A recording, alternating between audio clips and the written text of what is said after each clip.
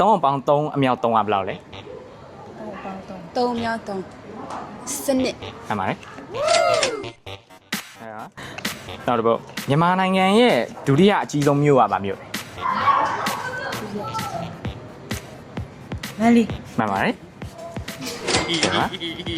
โอเคပါဒီတချင်းကဘာတချင်းလဲ ဟာလီ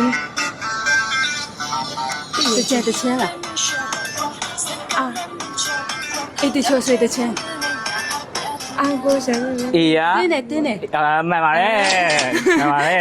ဟုတ်ပါတယ်နောက်တစ်ပုတ်1000မှာမိုင်း1000ရမယ်မိုင်းရင်ခုပြေထားတဲ့ဥစ္စာလည်းမရတော့เนาะဆက်ပြေမလားတော်ပြီလား ဆက်ဖြစ် ဆက်ပြေမယ်နော်ဟုတ်ကဲ့ဟုတ်အခုလိုပေါ့ပါဘဟုတုတမေခွန်းတွေဖြည့်ဆိုပြီးစုလက်ဆောင်တွေပါရယူနိုင်မယ့်အစီအစဉ်လေးတွေကိုစိတ်ဝင်စားရင်တော့ဒီ application လေးကိုစမ်းသုံးကြည့်လို့ရတယ်เนาะ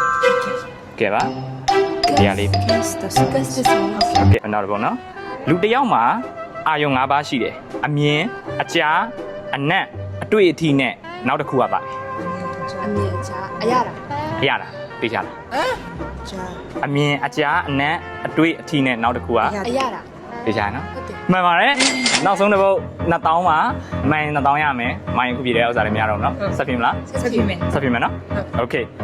ဒီတချင်းကဘာတချင်းလဲ လက်ကလေးဆွေးထား ဆွဲထား ဆွေးထားကိုလူလေမင်းကတားလေ ဟုတ်တယ်မင်းရတယ်မင်းရမှလည်းစုခဲ့ရတယ် A ကကျွန်တော် option ပေးမယ်နော်